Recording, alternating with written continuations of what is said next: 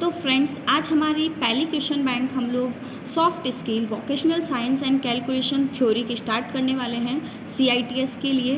तो हम first question से आज स्टार्ट कर रहे हैं और 20 क्वेश्चंस करते हुए हम लोग इस सब्जेक्ट के 75 क्वेश्चंस करेंगे। और ये मान के चलो सॉफ्ट स्किल में आपको इन 75 क्वेश्चन से ऊपर एक भी क्वेश्चन देखने को नहीं मिलेगा, या इस टाइप से ऊपर तो आपको 100% नहीं मिलेगा। तो हम फर्स्ट क्वेश्चन देखते हैं। फर्स्ट क्वेश्चन है, there are how many types of pronoun, मतलब कितने प्रकार के प्रोनाउंस होते हैं। तो हम लोग सब जानते हैं प्रोनाउंस क्या होते हैं, जो नाउन के स्थान पे यूज किए जाते हैं। जैसे आप नाउन मीन्स संज्ञा, संज्ञा के स्थान पे जो प्रयोग किए जा रहे हैं वो होते हैं प्रोनाउन।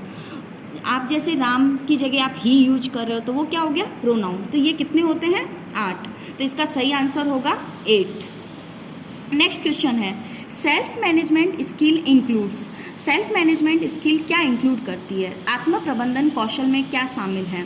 तो हमें किसी भी चीज़ का सेल्फ मैनेजमेंट करना है, मतलब हमें किसी काम को एकदम अच्छे से करना है तो हमें किस किस चीज़ की ज़रूरत होगी। उस काम को इनिशिएटिव करना पड़ेगा, उस काम को ऑर्गेनाइज भी करना पड़ेगा और उस काम की अकाउंटेबिलिटी भी रखनी पड़ेगी। मतलब इस क्वेश्चन का सही आंसर होगा ऑल ऑफ दीज, कि आपको उस काम को पहल करना है, इनिशिएटिव करना है, शुरुआत करनी है, उसके बाद उसको ऑर्गेनाइज भी करना है और उसको मेंटेन करने के लिए अकाउंटेबिलिटी भी रखनी पड़ेगी।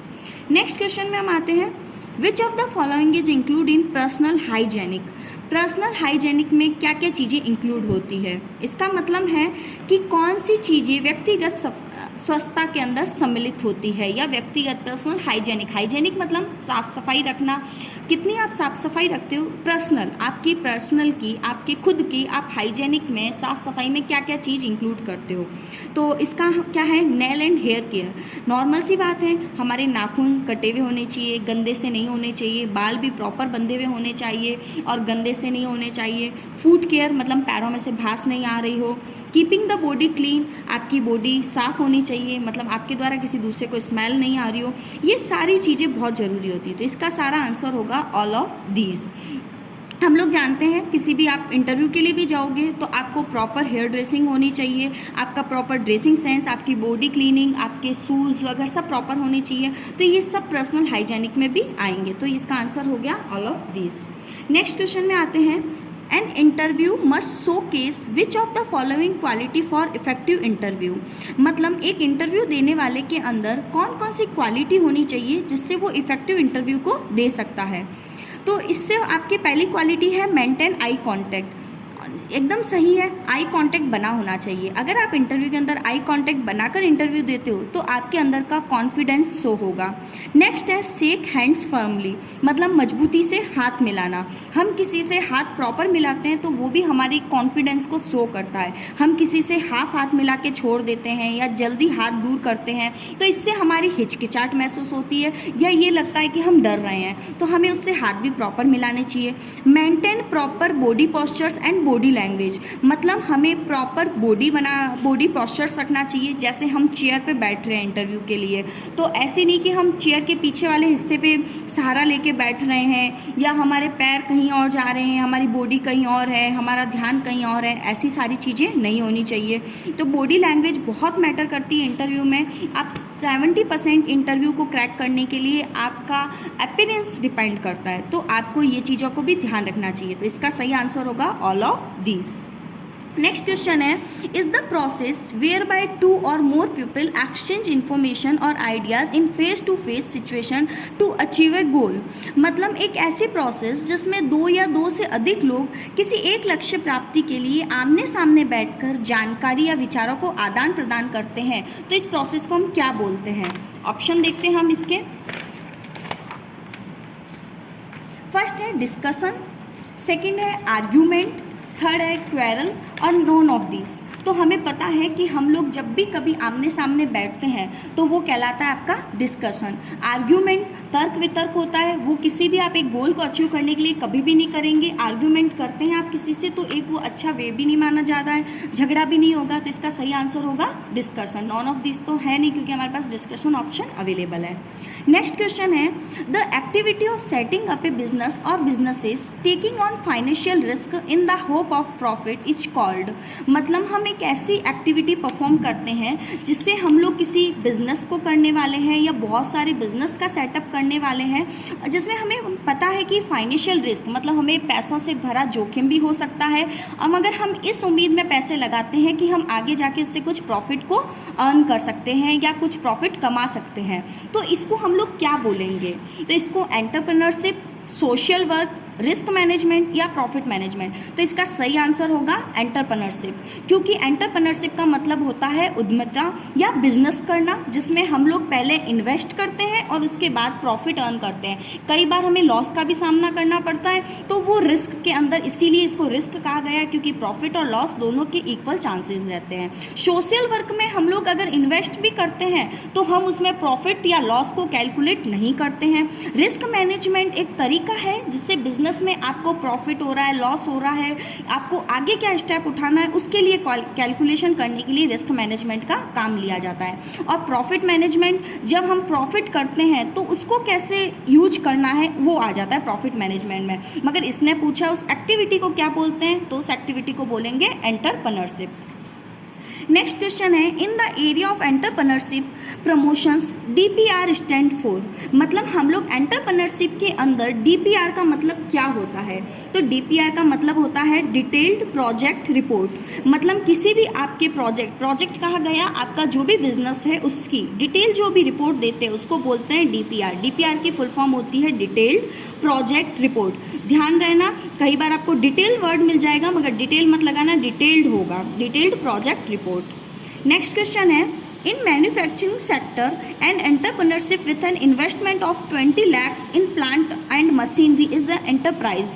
मतलब हम लोग किसी मैन्युफैक्चरिंग सेक्टर में काम कर रहे हैं, मतलब हम लोग कुछ बना रहे हैं, उस सेक्टर में काम कर रहे हैं और हमने 20 लाख रुपए का निवेश किया है, तो ऐसे बिजनेस को हम लोग क्या बोलेंगे? तो ऐसे बिजनेस को हम लोग बोलेंगे माइक्रो बिजनेस।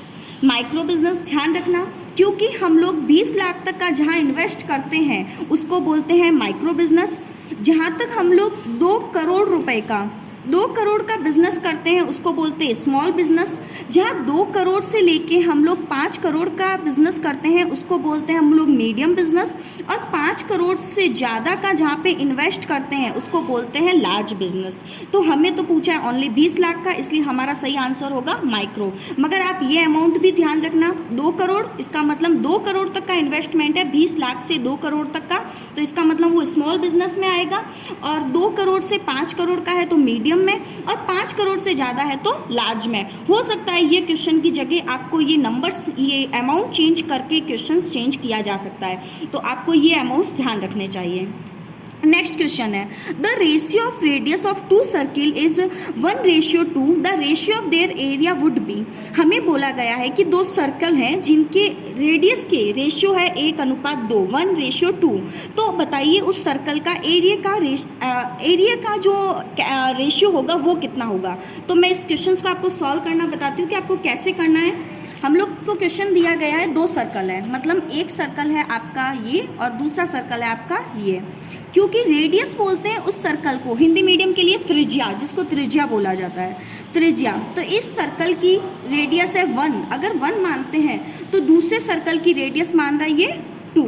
इनमें ये पूछ रहा है कि अगर हमें रेडियस पता है, त्रिज्या पता है 1 और 2 है, तो इन सर्कल के और इस सर्कल के, मतलब मैं इसको सर्कल ए बोल रही हूँ और इसको सर्कल मैं बी बोल रही हूँ, तो सर्कल ए और सर्कल बी के बीच में ये जो पूरा मैंने लाइनिंग कर रखी है, इसके एरिया के बीच में क्या अनुपात होगा, वो अनुपात निकालना है। तो हमें पता है एरिया का फॉर्मूला क्या होता है, सर्कल के एरिया का फॉर्मूला आपको पता होगा, सर्कल के एरिया का फॉर्मूला हमें पता होना चाहिए, πr²। क्या होता है फॉर्मूला, πr²। अब हम लोग देख रहे हैं πr² है, तो हम लोग अगर इसका मान रख के चलते हैं, πr² दोनों के सर्कल के फॉर्मूले के लिए ये रहता है, तो हम लोग अगर सर्कल ए और सर्कल बी के रेशियो के लिए हम πr² का फॉर्मूला रेशियो रखकर देखते हैं तो क्या होगा। मैं अगर इसका मान r की जगह 1 रखती हूँ तो π1² और इधर हो जाएगा π2 का स्क्वायर। 1 का स्क्वायर, 1 का स्क्वायर क्या होता है 1, और 2 का स्क्वायर क्या हो जाएगा 4, तो π4, मतलब 1 पाई और π4, पाई से पाई कट गया। रेशियो में अगर दोनों साइड इक्वल संख्या होती है तो हम उसे डायरेक्ट काट सकते हैं। तो अब हमारे पास आंसर बच गया 1 और 4। तो इसका सही आंसर होगा 1:4 या 1:4। तो ये इसका आपके सही आंसर हो गया। दो वृत्तों की त्रिज्या का अनुपात है। जब अगर उन सर्कल का रेशियो है 1:2 तो उनके एरिया का रेशियो हो जाएगा 1:4। Next, if the length of rectangle is 6 cm and its perimeter is 30 cm then the area is, अगर हमारे पास एक रेक्टेंगल है, रेक्टेंगल मतलब आयत, हमारे पास एक रेक्टेंगल है जिसका ये बोल रहा है, हमें एक चीज़ दे रखी है उसकी, सिर्फ इस रेक्टेंगल की हमें लेंथ दी है। लेंथ है इस रेक्टेंगल की 6 सेंटीमीटर, मैंने माना ये 6 सेंटीमीटर की इसकी लेंथ है और ये पूछ रहा है पेरीमीटर है 30 सेंटीमीटर।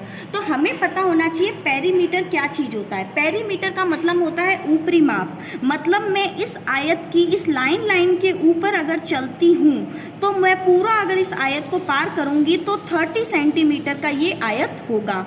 मतलब मैं इसको ये मान लूँ कि इसकी लंबाई चौड़ाई की जो भी लाइनिंग है, इन लाइनिंग का योग है 30 सेंटीमीटर। ये हमें क्वेश्चंस में गिवन है, क्वेश्चन में दिया गया है। हमें आयत की एक चीज़ और पता है कि आयत की आमने सामने की भुजाओं का योग इक्वल होता है।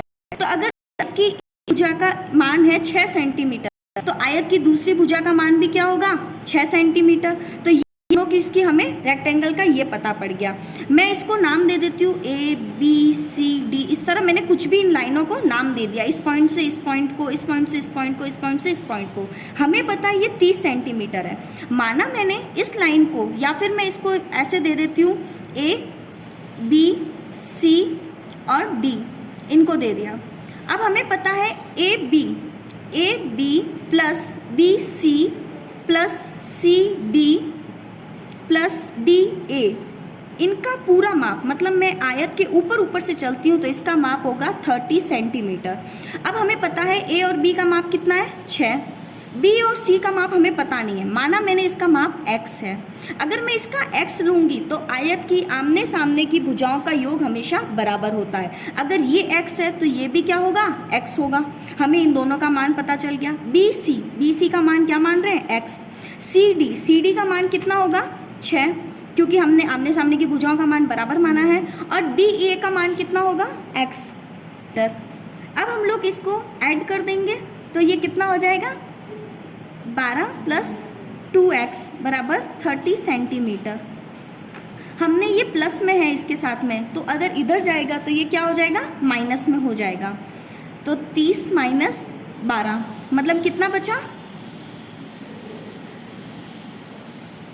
18, और यहाँ पर कितना है 2x। तो x बराबर क्या होगा, ये इसके साथ गुणा में है, कोई चिन्ह नहीं है मतलब गुणा में है, तो ये क्या हो जाएगा भाग में चला जाएगा। तो 2 9 18, तो x का मान कितना आ गया 9।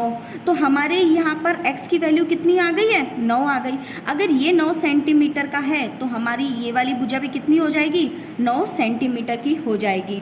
और हमें पूछा है कि इसका क्षेत्रफल ज्ञात करना है, मतलब हमें इसका एरिया ज्ञात करना है आयत का। तो हमें आयत के एरिया का फॉर्मूला पता है, लंबाई इंटू चौड़ाई।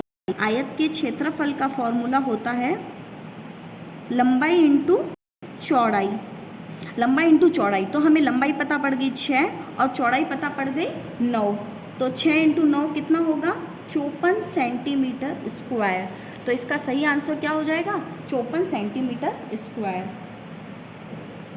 गाइस इसी कारणवश आज हम लोग 10 ही क्वेश्चन करेंगे। मैं बहुत जल्दी आपका दूसरा वीडियो लेके आऊँगी जिसमें नेक्स्ट आगे के क्वेश्चन कराऊंगी। आप इन 10 क्वेश्चंस को रिपीट करेंगे और एक बार हाथ से करने की कोशिश करेंगे तो आपको ज़रूर समझ आ जाएगा।